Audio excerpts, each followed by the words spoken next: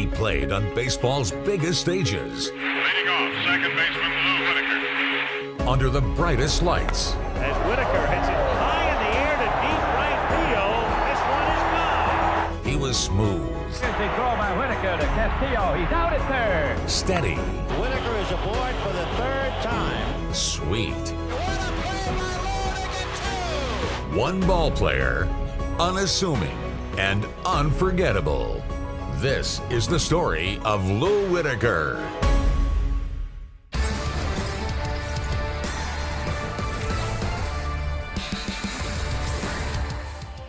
It's been more than 25 years since Lou Whitaker last donned the Old English D.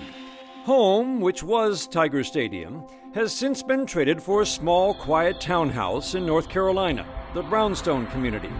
That's where you can find a five-time All-Star and World Series champion these days, humble as always, even as the only Major League team he's ever known prepares to retire his jersey number in the coming season. You know, as I, think about back in my years playing, I'm looking up on that big wall out in right field, you're seeing the names. K-Line was there, I think, before I got there. Wow.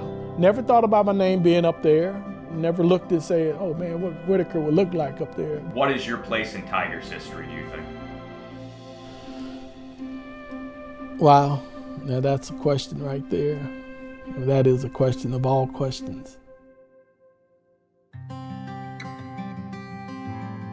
Okay, I want to welcome you to Martinsville, Virginia. This is used to be called English Field, now it's called Hooker Field, which is named after one of the furniture factories nearby. But this used to be one of the most beautiful fields growing up as a little kid. I would come out here, the grass was always beautiful, and as little kids, we just come out here and play all day long. We just had the fun of our lives. Louis made everything so effortlessly.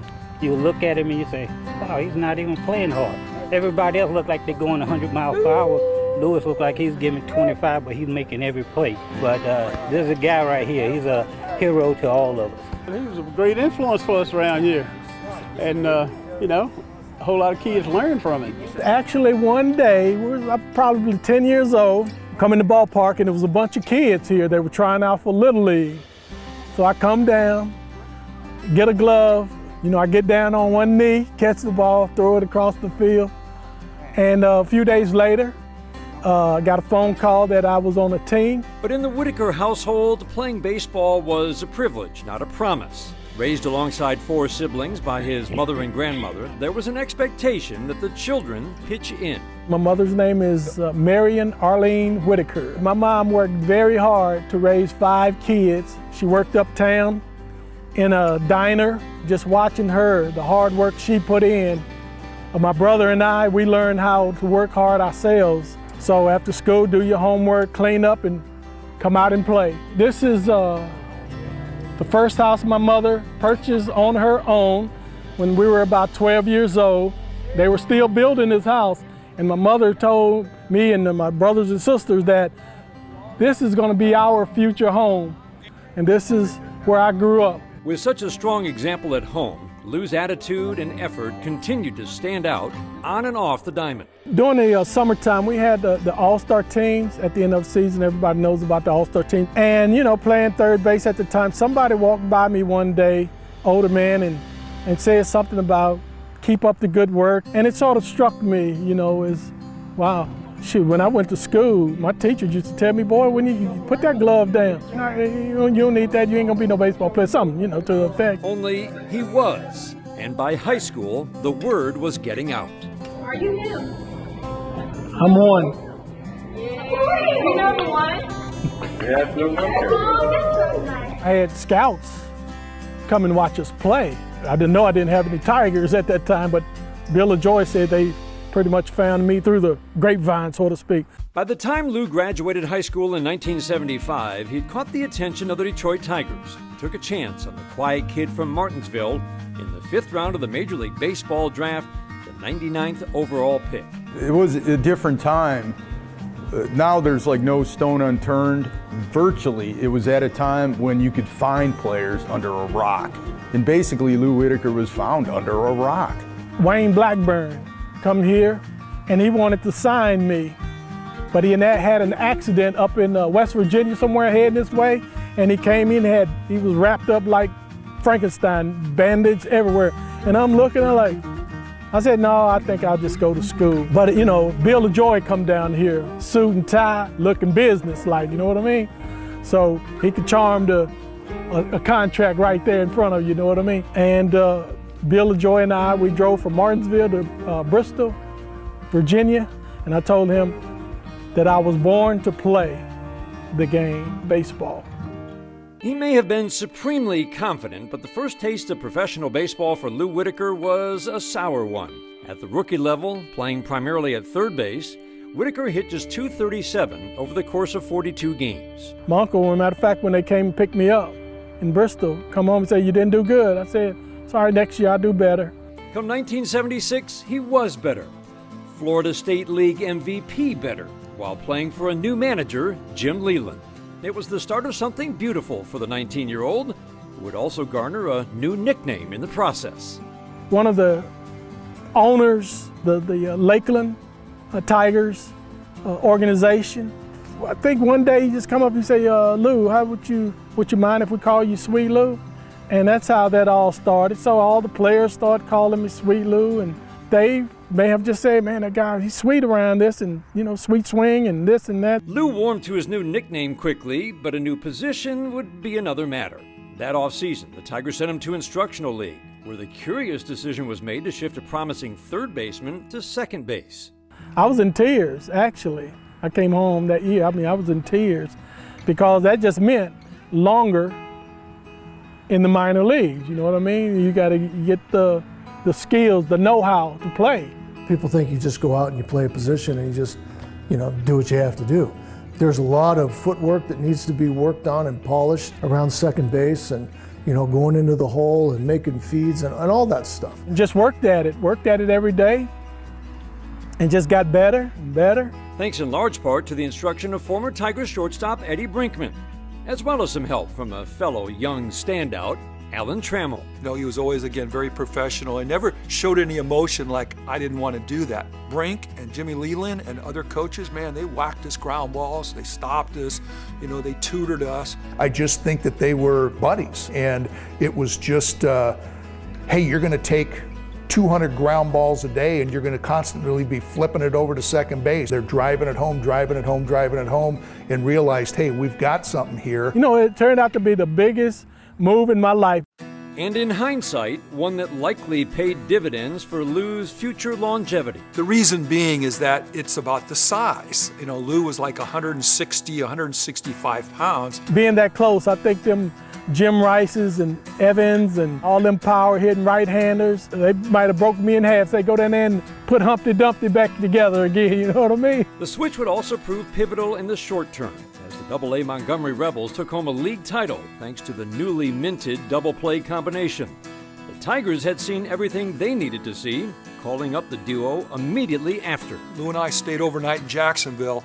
We took a flight from Jacksonville to Detroit. Didn't play that day, but immediately after the game we flew to Boston, and the next day is when we made our major league debuts together. Just went out with nerves of steel and just did what I love to do. I didn't get to the major leagues by, you know, making the last out every game, you don't know. I made the major leagues by getting that clutch hit. You know, they made all the plays, they made everything look easy, they didn't look nervous. You know, to me, that was the epitome of Lou and Alan. On opening day 1978, Whitaker and Trammell were listed back-to-back in the starting lineup, albeit hitting 8th and 9th in the order. Still, there was a buzz growing around the Tigers' young foundation, and it could be heard whenever the franchise's new second baseman heard his first name echo throughout the ballpark. I think the players, in fact, I know the players, we could tell it was Lou, but a lot of people thought they were booing him. My mother assumed they were booing me. You know, my sister Tia, she said my mom was getting ready to get up and clear the stadium, you know what I mean? But I reassured her that, they wasn't booing me. They're just saying Lou, and they're carrying that Lou to the 10th, Lou. Besides, who would even think of booing the eventual Rookie of the Year? Into right field. There's 1 run in. 2 runs in. The Tigers lead it 4-0. Playing today, somebody scouted him. The first thing they would do is give him pluses across the board on his tools. I mean, his hit tool, plus, plus. Defensively, plus, plus. And his throwing arm, plus, plus. We had a couple pretty good rookies in the American League that year, and one was Paul Molitor, who, we all know about what he accomplished in his career. And they kind of went head to head. It never seemed to faze him. He was handling a new position in the major leagues, and he played like a seasoned pro. This is my Rookie of the Year painting. It comes back to mind, man, I was the Rookie of the Year in 1978. No one else will ever have that honor. As good as Lou was in 1978, he still had plenty of room to grow. Enter 2-time World Series winning manager Sparky Anderson 1 year later, who knew exactly how to handle his young standout. The best thing that he could have done, and I believe it's exactly what he did do, was he just let Lou play. All that Sparky would have to say is just kind of give him a little wink, call him sweetness, and knew that, hey, I'm not taking you for granted. I can pencil that name at the top of my lineup, and I know exactly what I'm going to get out of that particular player. The arrival of 1983 would usher in, arguably, Lou's single greatest season. In fact, it was so good, Lou would finish in the top 10 of the American League MVP race. I had a pretty good year myself that year, and I thought that, I was in line to win the Tiger of the Year award. The only year that I had over 100 RBIs, I had 114 or something like that, 20-something home runs, and I thought, I won a Gold Glove and a Silver Slugger, and I thought, I'm a shoo-in for this. Well, Lou went out and hit 320 that year, had over 200 hits, won a Silver Slugger, won a Gold Glove, made the All-Star team as well.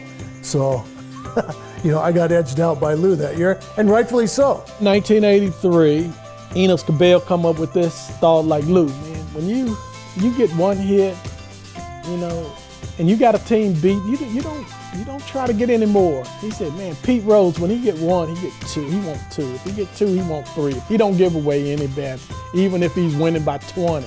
Every day after that, I put pressure on myself because every day now I've got to keep up. End up with 206 hits, but that was the toughest year of my life.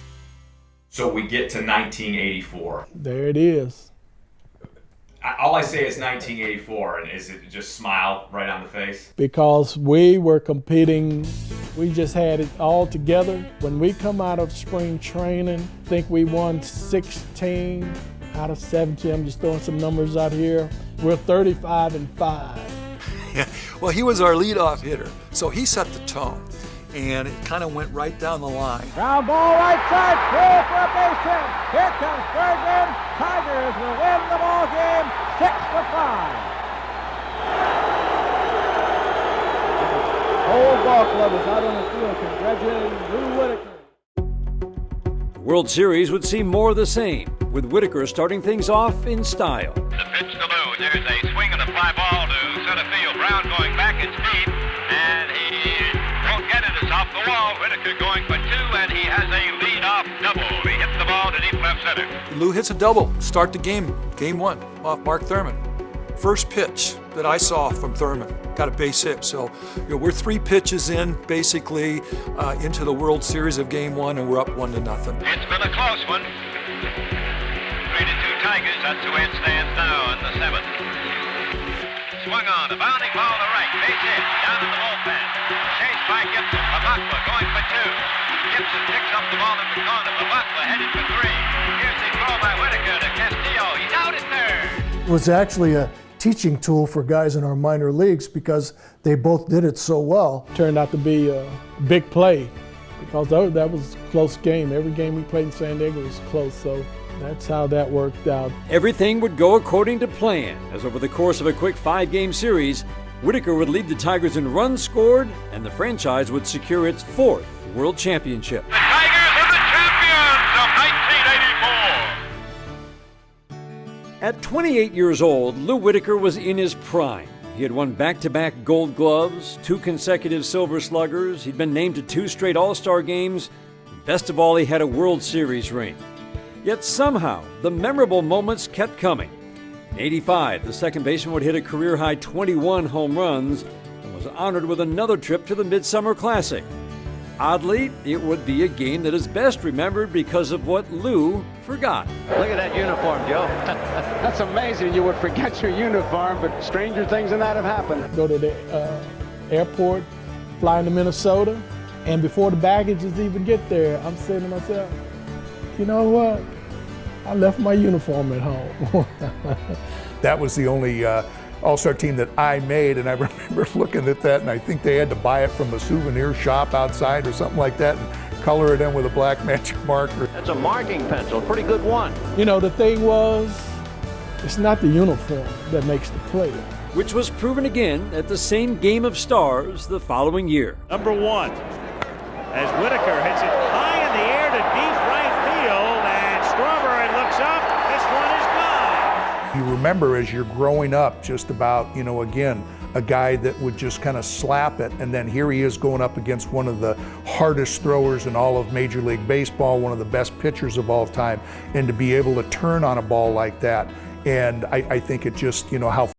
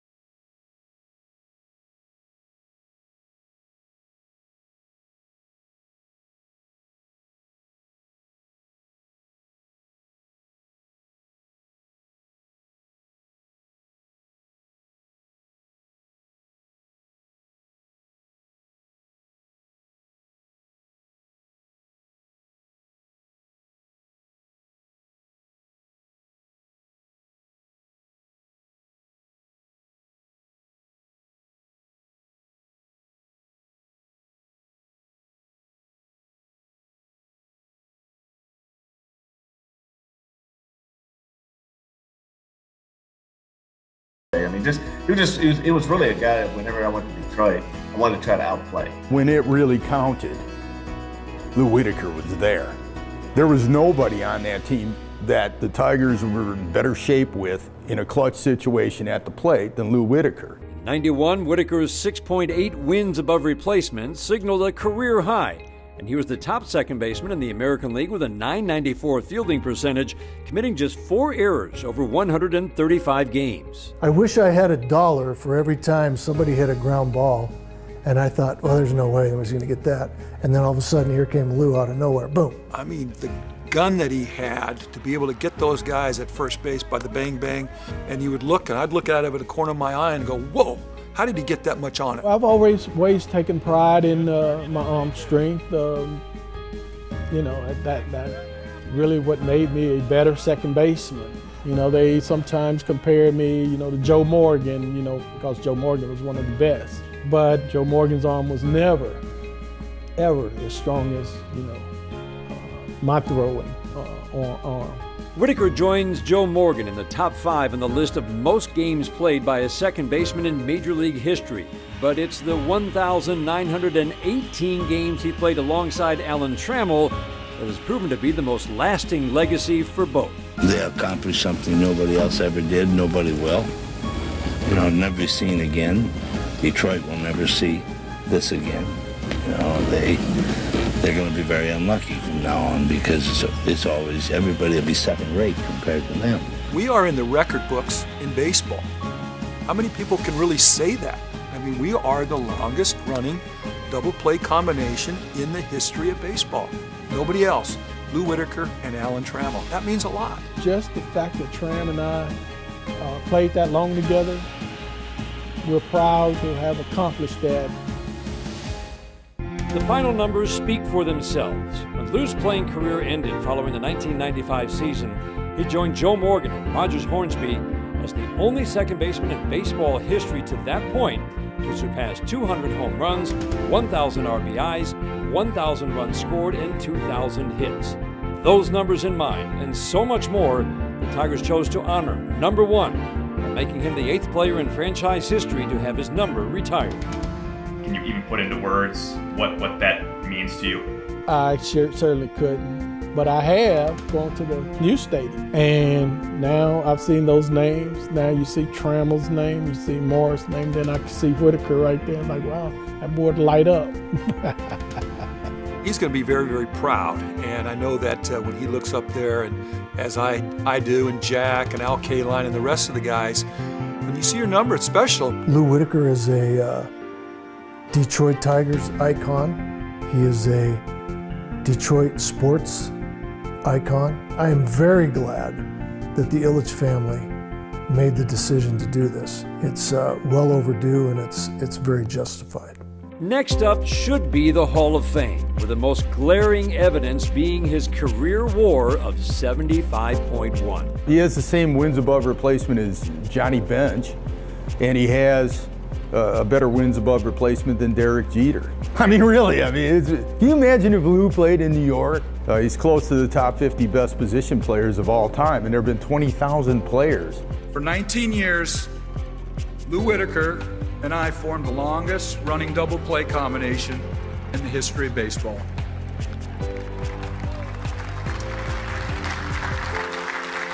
I doubt that record will ever be broken. Lou, it was an honor and a pleasure to have played alongside you for all those years. And my hope is someday you'll be up here as well. I think it's one of baseball's big travesties right now.